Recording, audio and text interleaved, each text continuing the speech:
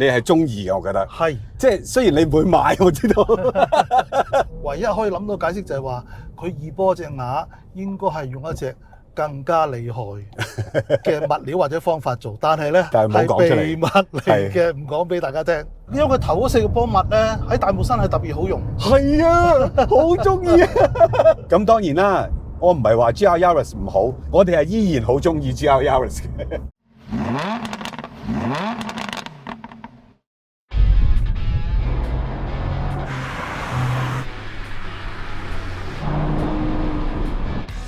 濕地啊，好驚啊！回南天好驚啊！揸呢架車有啲戰戰兢兢嘅，因為真係數量太少啦。好硬啊！成個架好硬啊！個波箱個波額係轉咗嘅，個尾額係大咗嘅，所以點解咁輕腳都去到4-5千轉嘅咧？好似每樣嘢都結實咗好多，包括 brake 啊、車架就更加唔使講啦。但係佢個硬法咧又唔係真係硬到你嗰啲，即係攪拌機嗰種嚟嘅。死，唔係好敢去添，好濕啊地。其實剎唔到車啊！呢啲路條胎直頭未暖啊，同埋有少少水啊，嗰種感覺好強烈啊！個軚都重咗喎，我覺得。其實咁短軸距嘅車咧，再用硬避震咧，可以係好地獄嘅，似乎又唔太惡劣喎。嚟緊我哋訪問下我哋嘅專業嘅試乘員 Kenneth 啦。你坐過咁多無數嘅快車，呢個硬唔硬啊？硬。喺硬裏邊會唔會係頭5位啊、頭3位啊？佢硬得嚟帶嚟嘅唔舒服又未至於係頭3位。係硬可能有頭3位。硬佢都有嘅，但係有啲係硬到震到你個入心入肺嘅，嗰啲咁又唔會嘅。啊，你又講得啱喎，即係唔會入心入肺嘅佢種硬法。嗱，200零匹咧又唔會話真係好離譜嗰隻嚟嘅，但係正正就係好多人中意我唔使要好大嘅 power， 我想要一部玩嘅車。其實 GR Yaris 又好，甚至乎呢一部嘅 GR-MN 有一種好得意嘅感覺，就係你好似每都能夠用盡佢嘅 power， 但係佢又唔會話嚇你一跳嗰種感覺，好似成日都想，喂，你嚟啦嚟啦嚟啦，全部攞晒出嚟啦，好似成日都想咁樣嘅呢架車。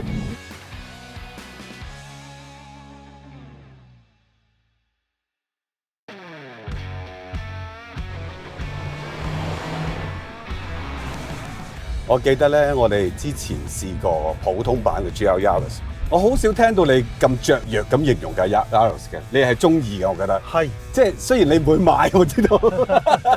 嗰次我只不過係兜咗一個圈，印象好深刻。最深刻就係個波箱，因為咁細架車，個波箱嘅手感咧，竟然係啲重金屬嘅感覺。係啊，你好似有個形容詞嗰時，我愕然啊！哇，咩 high AC 嘛波箱，即係咁樣嘅扭力，咁樣嘅 mass 先至需要咁樣嘅力量嘅波箱。但係而家呢架咧就再勁啲啊 GR-MM， 其實22年中到咧就開始賣嘅，嗰時抽籤嘅，開始賣嘅時候其實炒到好貴嘅，因為限量500部啊嘛。當然仲有啲唔同嘅 package 啦，有個叫 Rally Package 啦。我記得咧，當其時我哋試 GR Yaris 咧，其中一個好欣賞嘅地方，喂，你平時揸都得㗎嗰架車。係。呢架就呢架辛苦啲。嗱，你見我哋咁樣都已經知道呢架咩料啦，係嘛？但係咧，我可以接受嘅，因為我知道佢玩兩座位玩到咁盡咧，其實我係預備咗嘅。反而我冇預備到，佢頭先揸咗一轉就係，喂，成架車都係超硬，唔單止懸掛用個 Bilstein， 我啲可以調校懸掛啦，係成個車身都硬。考一考龍 Sir 先，如果你 Rev Channel 我哋試過嘅車，特別係日本車。最硬，你覺得係邊部啊？喺 Rev Channel 啊，係就冇乜深刻嘅印象，但係我同你咧喺其他台都試過。係嗰架文泰版嘅 Impreza。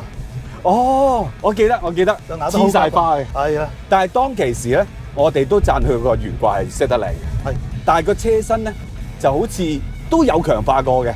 但係呢一架個強化幅度好似仲誇張。嗱，首先廠方自己都公佈資料㗎啦，除咗啲懸掛強化，大家好似 aftermarket 都做得到嘅嘢，有 aftermarket 做唔到嘅嘢咧，就係佢個焊點都加多咗500幾點嘅。仲有你曾經介紹過我啲膠水啊，佢又加長咗好多嘅。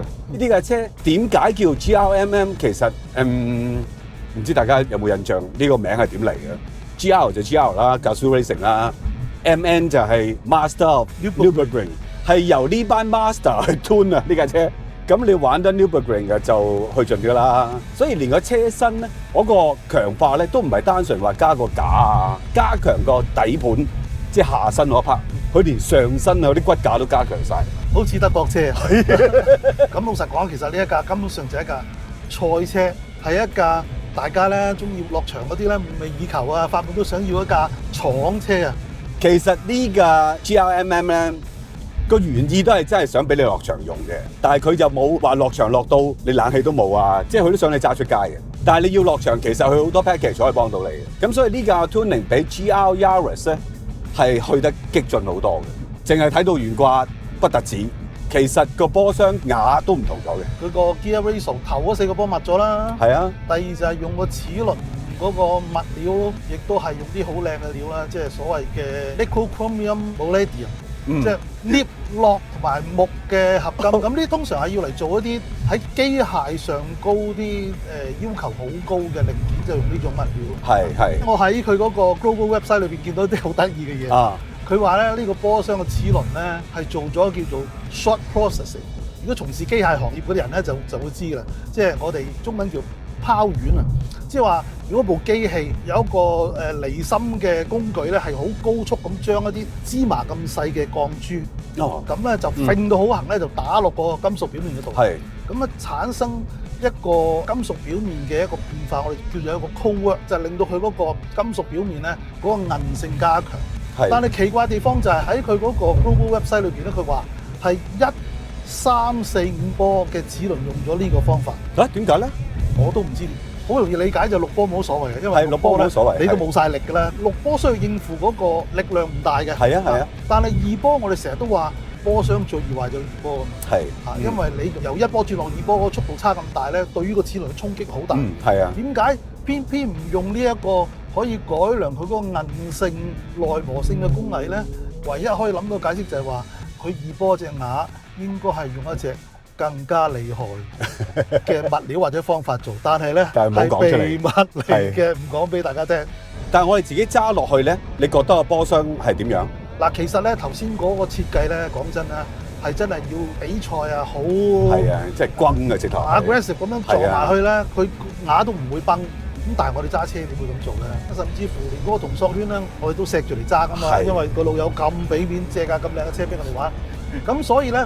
我只可以話呢個車咧，嗰個同索圈，我哋用一個比較溫柔嘅手法去揸咧，得到嘅感覺就係佢入波咧好爽快、好含糊。佢唔係用一啲舊式咧，即係我哋以前揸嗰啲 Tegra 或者係 GTR 嗰啲咧，佢用一沓嘅同索圈，咁樣去俾你承受一個好大嘅轉波嘅撞擊力咧。係啊，佢冇嘅，明顯你感覺咧就係佢就係一下嘅啫。即係話咧，佢受得一個快速嘅轉波，但係咧佢冇嗰個鬆晒嘅感覺嘅，好清脆嘅。我感覺上係比 GR Yaris 再清脆啲。啊，當然個幅度唔會話街車同賽車咁遠嘅嗰個距離嘅，但係你揸耐啲就發覺，咦係有少少手感唔同咗喎啊！所以個物料肯定係有啲提升嘅。咁另外就係唐太啦，我感覺都係快嘅呢個。啊，好快好快。係啊，好快，快過 GR Yaris 啊！極左極右係2圈多啲啲嘅咋。所以喺大霧山咧，基本上除咗1、2個發嘅彎之外咧，唔需要博太嘅，就真係10.2揸晒全程啊！哇，好賽車喎咁樣，真係揸住咗2點就以後都揸住咗2點嘅咯喎。但係引擎咧，其實廠冇乜點講嘅，好奇怪。馬力一樣啦，270幾匹啦，但係扭力就高咗少少，但係佢就冇解釋點解個扭力高咗。啊，呢個就又係好神秘。咁但係我哋揸上嚟咧，同 GR Yaris 係接近嘅，但係好似再爽快啲啊！特別係呢啲咧。呢啲啦，冇錯，係特別哇！點解你咁興奮咧？我保有啫，點解你咁興奮？係啊，呢架車其實朋友都係喺日本逼翻嚟嘅，即係唔係頭批嗰啲車嚟嘅。咁但係個價錢已經貴過出嘅時候，好似10幾20%上下啦已經。咁當然啦，我哋又係嗰句啦，我哋唔好成日講錢啦。我哋試車唔係淨係講錢嘅。我好記得頭先你一落車就話：哇！呢架賽車嚟喎，真係仲遇上今日天雨路滑，要極小心喎。啊，有一樣嘢咧。關天雨路滑事嘅，呢架車個限碼差速由 Torsen 改做 Mechanical LSD。係啊，即係power。呢個我係好想你簡單咁講一次，定係將個軚盤交俾你先講啊？好啊，好啊，好啊。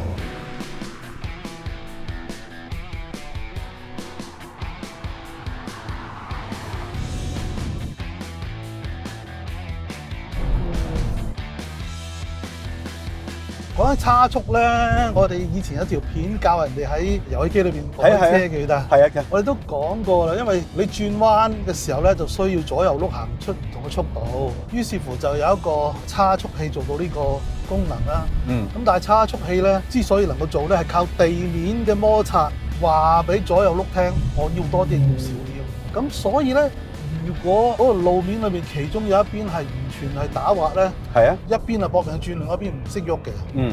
咁於是乎咧，為咗改善呢一個咁樣嘅情況咧，就有人發明咗啲叫限滑差速。其實最早係 mechanical 先嘅。mechanical 咧就係話我本身我就預設咗，根本上左右碌咧我就揾個嘢捉住你嘅。係你地下夠大力扭得贏我嘅話咧，我就俾你可以有唔同速度。你唔夠我大力嘅話咧，就捉住你，速度一致。用咗一段時間之後咧，就有啲人就覺得我又想用限滑差速，但係咧又唔想咁極端嘅，我想斯斯文文架車咧lock 起上嚟慢慢lock。於是乎就發明咗呢叫 Torque-Send 嘅所謂扭力感應嘅差速器。佢咧就係利用啲齒輪嘅摩擦，就係當你其中一個車開始線嘅時候咧，係帶動咗一啲齒輪嘅摩擦，然之後咧就慢慢鎖嘅。成個過程咧慢啲，漸進啲係啦。咁 Power Lock 咧就係我根本上就有嘢捉住你，你大力得過我嘅話咧，我就俾你分到差速；你唔夠我大力嘅話咧，就我捉住你啊嘛。咁所以咧，如果喺賽車、跑車裏邊驅動轆係夠力嘅話咧，我一俾油，我就即刻就突破咗路面嗰個摩擦，就可以將呢一個原本有差速嘅工作咧，就變咗做鎖合啊。係成個過程咧係好快嘅，即時嘅，而且咧係同個駕駛者嗰隻右腳咧，或者可以話同佢個腦咧係連成一體嘅。即係我想要嘅時候一俾油，就即刻攞埋一齊。即係人可以控制住，係，而且咧係控制得好快、好即時。即係 Torque-Send 都可以控制嘅，但係你由踩到個線完之後咁摩擦叫住隻牙，然之後再 lock 住咧，成個過程咧係可能要半秒一秒嘅。呢種 mechanical 嘅 power lock 咧係即時。係，所以賽車多數用呢一隻嘅。係啊，因為 mechanical 好隨心嘅呢種係。嗱，我哋又傾偈咁傾啊，即係去到某啲真係好 pure 嘅跑車，又會用翻 mechanical 喎。咁但係有一啲貴價跑車咧，就好 sell 佢自己係 electronic 嘅 LSD 喎。我諗一啲好高性能嘅電子差速咧，速度係好接近嘅啦，已經。應該有得比未係啦。應該有得比嘅。咁但係咧呢一種咁 raw 嘅設計咧，係 bypass 晒所有 sensor、CPU 所有嘢。無論你幾快，你都要行一條咁樣嘅路。係。OK， 而你行呢條咁嘅路咧，多樣嘢壞。亦都過濾咗一啲感覺。係啊，佢哋始終就係即時就即時啦。好多機械聲啊！呢架，特別係個 clutch 係好多聲。係啊，其實起步嘅時候咧，個 clutch 本身就係非常賽車化嘅 clutch 啦。咁起步咧，中叉咧，佢係一個油壓式主動嘅 multi clutch 啊嘛。嗰個又做嘢，你聽到啲聲。係。所以好 raw 啊！呢個係好有賽車嘅感覺。一咬就咬住嘅呢啲就係。但係有一樣嘢改善咗，我覺得成架車矮咗啦，其實又闊咗啦，咁呢啲都係好少嘅啫。但係俾我好大嘅感覺就係個座位撈低咗。你仲記唔記得 GR Yaris 係坐得幾高啊？係啊係。哇！頂天花板咁嘅咧，跟住你塊玻璃就顯得越嚟越細，係啊。跟住呢個倒後鏡就顯得越嚟越大，係啊。所以個視線係好差嘅。但係而家呢一架坐落去係個擋玻璃都係咁細塊㗎啦。咁但係我唔會覺得我啲嘢係好自然。係啦，自然咗好多啊！我呢個三盤我真係好中意。你咁樣高一谷咧，我真係好中意。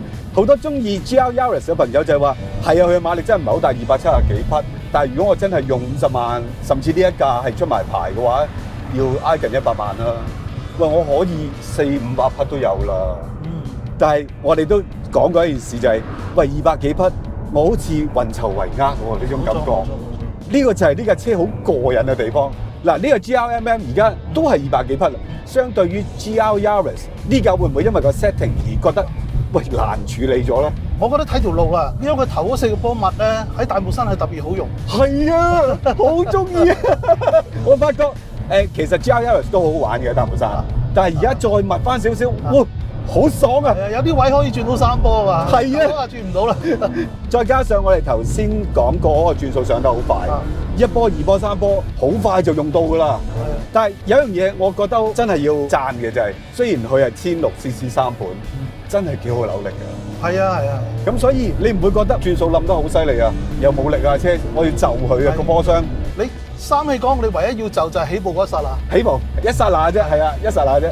咁至於你話喺其他路段咧，我覺得如果以香港咁樣嘅限速咧，就相差就唔係好大嘅。你遇到呢啲山路，你就會發揮到優勢出嚟。當然啦，好多人買呢個車係落 track 噶嘛。如果喺賽道咁就唔同晒啦。呢架肯定會好玩好多。哇！我都希望喺賽道試到呢架車。你見到佢咧，除咗頭嗰4個波抹咗之外咧，佢個尾牙都係改大咗嘅。係啊係啊，即係話咧喺一啲唔係追求極速嘅 track 裏邊咧，呢架車係一定有優勢。係特別好似肇慶嗰隻，珠海就未必係啦。冇錯。不過都夠行嘅，珠海呢一架好老實。呢種凳法你好似都幾難受喎。係啊係啊係啊。我又覺得 OK， 因為佢而家呢張 Recaro 凳咧，即係當然 GRMM 嘅獨有嘅版本啦。但係我個身體唔係好難受嘅，因為佢嘅線咧係有翻咁上下嘅。不過佢始終都係嗰種頻密嘅震盪咯。但係呢種震盪，我又唔會覺得視為好似改過 FD2咁誇張。原裝出嚟同後尾改咧，真係唔同。即係佢按點加速500幾點。係啊，真係兩件事喎。即係你想車身硬，有啲嘢真係 aftermarket 做唔到啊。一啲雜聲都冇。所以呢架車係佢喺2022年賣出嚟嘅時候，個個都嘩然啦。即係全世界嘅車評嘅 YouTuber 都係嗰句啊，用呢個價錢買部 Yaris 係咪有啲心理過唔到咧？我都會答係嘅。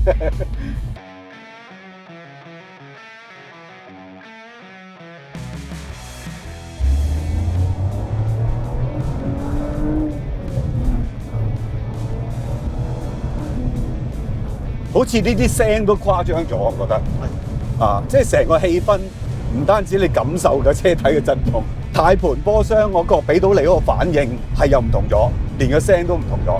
引擎嘅轉數飆升得快啲，加埋波牙、尾牙，成個感覺係有唔同嘅。尤其是你起咗步之後咧，由千零轉開始，再上嗰下咧係快咗嘅，明顯地快咗。係啊，明顯快咗嘅。但係大家唔好話，喂，咁值唔值貴1倍價錢咧？我唔討論呢樣嘢，我而家淨係講架車有咩唔同咗啊！而呢種嘅唔同係正廠好難得咁做一部半廠車，就算唔係半廠車，都起碼3分一部廠車。我覺得如果追求改裝嘅朋友咧，咁好多錢落去未必做得到呢個效果，因為你就算買啲好靚嘅 parts 落去咧，底子啊、車殼啊，你自己加焊嗰個效果咧，真係都唔同嘅。特別而家啲車嘅焊嘅方法，唔係你出邊做得到嘅好多時候。係，無論嗰個燒焊嘅時候，嗰個機器啊、夾具啊，都係你同原廠做，同你自己後家做係唔一樣。咁當然啦，我唔係話 GR Yaris 唔好，我哋係依然好中意 GR Yaris 嘅，因為佢做到一樣嘢就係個玩樂性好高。其實呢架都得嘅，不過你要有一個半廠車嘅 setting， 你有啲係要犧牲嘅。咁同埋架車出嚟嘅原意真係想你多啲喺場嗰度飛啊，冇錯啦，係啦。佢係認真咁做一套嘢，係俾你落場用嘅。咁你用嚟行街，唔係話唔得，佢都俾你行街嘅。但係你就要知道，你係用緊嚟行街咯。即係普通版咧，喺日用同埋高性能玩樂嚟講咧，係非常之平衡嘅取向。係啊，而呢一架咧就偏重於賽道。你平時用嘅話咧，就可能你需要遷就下嗰個彈跳啊，同埋咧你個腳法咧要控制得好啲咯。係啊，咁當然啦，連後邊2個座位都冇埋，你就知道係幾咁一往無悔㗎啦，係咪先？咁仲有個 roll cage 係 built in 埋喺裏邊嘅，即係入晒落去嘅呢啲 H 位。咁所以你買得呢樣嘢就唔係真係單純，我要個好極端嘅樣啊，我要個 roll cage 威威啊，唔係啊，人哋真係俾你鬥嘅。我中意呢部，我中意呢部。你記唔記得我哋上次講過咧？一貫以嚟JDM 俾人嘅感覺點解實際感覺好似快過個車咧？就係因為個 engine 個力量咧係贏咗個車架咁。係。咁但係呢一架咧就係另外一個 approach。老實開始乾地喎。係啊，係咪先應該交翻俾你發揮下架車嘅性能啊？我又好想再嚟多次嘅。喂，頭先真係跣得太誇張啦，即係根本就好似溜冰咁啊！再加上而家呢套 Yokohama 太極都攤唔着啊！喺嗰個溫度同濕度裏邊，特別喺山上邊嗰啲彈跳得比較密嘅彎角，感覺到佢接唔住啊！係啊，雖然已經係四驅啊，但係條胎做唔到就係做唔到。好彩呢架車嗰個溝通感都幾強，即係你感覺到佢擠一擠啊，係啊，真係唔得啦！咁你收一收個油門，之後當然唔好立亂俾 brake 啊，收一收個油門，咁就等佢攞翻少少 traction， 咁就又冇事啦。今日好開心啦！喺呢一個電動車咁熱鬧沸沸揚揚啊，成個市場都講緊電動車嘅時候咧，我哋有一架咁傳統、咁熱血、有溫度嘅，有溫度啊，有聲音、有溫度啊，係咯。雖然我哋係試得遲咗嘅，其實有時真係講緣分啦。咁啱個朋友買咗，又俾我哋知道，但死啲朋友會避開我哋，收埋啲好嘢避開我哋。仲有一樣嘢咧，油車嘅四驅同電動車嘅四驅咧係兩碼事嚟嘅。係，因為油車係得一個心臟嘅啫，佢出足嘅力量咧係分佈俾4個轆。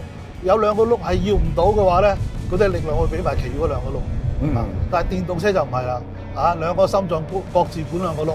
係，即係頭嗰2個轆發揮唔到，因為咩原因都好啦，線啊諸如此類咧，嗰啲力係俾唔到後邊嗰2個轆。係啊，係啊。咁所以咧，你盡情去踩，而路面發生咗一啲複雜情況之下咧，你嗰種踩油同佢對抗嗰個出嚟嘅結果啊，同埋個刺激度咧，電車同油車係2個世界嚟。係，唔好話2個心臟啊，第時4個心臟噶啦。